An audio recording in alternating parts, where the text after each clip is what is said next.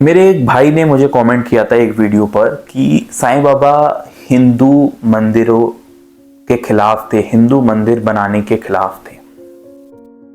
अब मैं कुछ फैक्ट्स बताना चाहूँगा और ये प्रमाण के साथ हैं, हिस्ट्री में अवेलेबल है, अगर आप चाहें तो उसको जाके पढ़ सकते हैं। देखिए, आज भी शिरडी में रामनवमी या गोकुल अष्टमी मनाई जाती है। 2024 की बात कर रहा हूँ और ये बाबा के समय से ही धूमधाम से मनाना शुरू हुई थी, जिसमें रामनवमी पर राम जन्मोत्सव मनाया जाता था। गोकुल अष्टमी पर श्री कृष्ण जी की पूजा होती थी और साथ ही में धूमधाम से मेला लगता था शिरडी में, जहाँ पर अगर साईं सच्चरित्र जो बाबा के ऊपर लिखी हुई एक बहुत बड़ा ग्रंथ है, उसके ऊपर जाएं तो 70 से 75 हजार लोग आते थे। नेक्स्ट, अगर मैं आपको एक चीज बताना चाहूं तो बाबा ने, ऐसा कई ऑथर्स ने लिख रहा है, ये मैं अपने मन से नहीं बता रहा, कई भक्तों को विष्णु सहस्त्रनाम पढ़ने को दी, अलग अलग ग्रंथ पढ़ने को दिए। कुछ लोग बाबा के पास ज्योतिष विज्ञान या फिर अलग अलग ग्रंथ लाते थे उनका आशीर्वाद लेने के लिए कि वो अब पढ़ने जा रहे हैं, तो अगर गुरु का आशीर्वाद होगा तो वो इसमें सक्षम हो पाएंगे। तो बाबा उनको देखकर, एक दो चित्र देखकर, और ये असली फोटो भी बाबा की है जिसमें बाबा एक ग्रंथ के पन्ने पलट रहे हैं, तो ऐसा बुक देख के बाबा भक्तों को देते थे। अगर बाबा मंदिर के विरोध में होते या फिर देवी देवताओं की पूजा के विरोध में होते, तो जो आज तक प्रथा 100 साल से भी ऊपर हो गए शिरडी में चली आ रही है और जो उस जमाने में भी होती थी, वो कैसा संभव था, वो कैसे होती थी? इसका मतलब जो फेक प्रोपेगेंडास चलाए जा रहे हैं, फेक मैसेजेस चलाए जा रहे हैं बाबा के खिलाफ, वो कितने घातक साबित हो सकते हैं। और अक्सर मैं लोगों को देखता हूं कि वो इन बातों पे यकीन कर लेते हैं बिना सही हिस्ट्री को जाने, क्योंकि अगर आप किसी की बुराइयां बताओगे तो लोग जल्दी विश्वास करते हैं और उसका प्रमाण नहीं मानते। अगर मैं वहीं किसी की बारे में अच्छी बातें बताऊं कि बाबा ने ये चमत्कार किया, ऐसी शक्ति दिखाई, तो लोग प्रमाण मांगेंगे। ये लोगों की साइकोलॉजी है।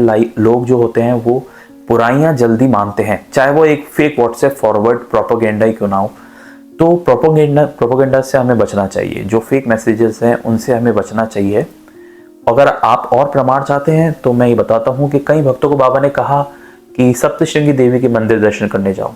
अगर बाबा देवी देवताओं के विरोध में होते तो श्यामा, जो कि बाबा के सबसे करीबी भक्त माने जाते हैं, जो साईं बाबा के बारे में नहीं जानते, श्यामा एक ऐसे भक्त थे जो बाबा के साथ दिन भर रहते थे और उनको बाबा ने कहा था, उनका और बाबा का 72 जन्मों का साथ है, और बाबा ने ही उन्हें अपनी कुल देवी सप्तशृंगी देवी के दर्शन करने को भेजा, जो कि उनकी कुल देवी थी।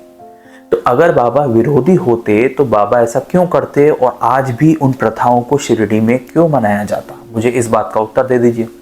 और जो उस जमाने में, मैं उस जमाने से मेरा मतलब है 1918, 1919 या फिर 1900 के जो इंटरव्यूज हैं, जो लेखक हैं जिन्होंने इस बारे में बताया है, उन्होंने तो कहीं भी ऐसा नहीं बताया कि बाबा ने किसी मंदिर को बनाने से रोका हो या फिर मना किया हो या मंदिर पूजा से मना किया हो। मेघा का एग्जाम्पल ले लो। मेघा एक बाबा का बहुत बड़ा भक्त था जो शिव जी को बहुत मानता था और बाबा ने हमेशा उसको वैसे पूजा करने दी। इसमें शॉपेज का है। आज भी शिरडी अगर आप जाएं तो वहां मारुति मंदिर है और ऐसा भक्त बताते हैं कि बाबा भी उस मारुति मंदिर में जाके दर्शन करते थे और बाबा ने भी राजा राम का नारा दिया है। और हाँ, ये बात भी सच है कि मुसलमान भाई भी बाबा के दर्शन करने जाया करते थे और कई सारे भक्त थे जो शिरडी में रहते थे। बट बाबा ने कभी किसी भी धर्म के विरोध में कुछ भी नहीं कहा, ना हिंदू भाइयों को, ना मुसलमान भाइयों को, ना सिख भाइयों को, ना क्रिश्चियन भाइयों को, किसी को भी बाबा ने कभी ऐसी नसीहत नहीं दी कि आप इसको मानिए, इसको मत मानिए, यहाँ जाइए, यहाँ मत जाइए। ऐसा कहीं भी नहीं जानने को मिलता। तो मुझे ये समझ में नहीं आ रहा कि ये जो फेक मैसेजेस हैं इनका प्रमाण क्या है। और आज हम इन फेक मैसेजेस को इतना फॉरवर्ड भी कर देते हैं, और फॉरवर्ड तो ठीक है, हम उसको पढ़कर मान भी लेते हैं बिना सच को जाने। तो ये मेरे भाई ने कमेंट किया था मेरी वीडियो पर।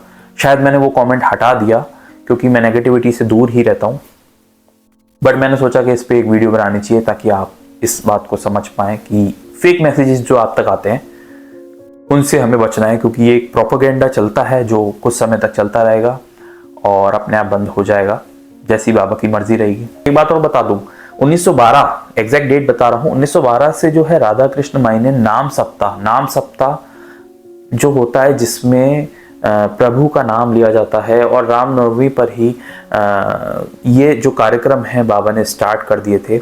और रामनवमी का कार्यक्रम तो 1912 से पहले ही था, बट 1912 जो डेट मैं बता रहा हूँ वहाँ से रामनवमी के साथ साथ और भी जो पूजा प्रतिष्ठा जो कार्यक्रम होते हैं वो बढ़ते गए। ये मेरा कहने का अर्थ है। और बाकी कुछ लोग होते हैं जो समझना ही नहीं चाहते, कुछ लोग होते हैं जो नहीं समझते, और कुछ लोग जो होते हैं जो समझना ही नहीं चाहते। तो उनको दुनिया की कोई ताकत नहीं समझा सकती, ना मैं समझा सकता हूँ ना कोई और समझा सकता है। और रही बात प्रमाण की, तो हजारों प्रमाण ऐसे हैं, बट अगर कोई समझना नहीं चाहता तो उसको समझाना, क्या ही समझा पाओगे आप उसको। बट जो लोगों को साईं बाबा से जुड़ी हुई असली कहानी, रियल हिस्ट्री जानना पसंद है, वो मेरे इस चैनल को सब्सक्राइब कर सकते हैं। मिलेंगे एक नेक्स्ट वीडियो में एक नेक्स्ट कहानी के साथ। ओम साई राम।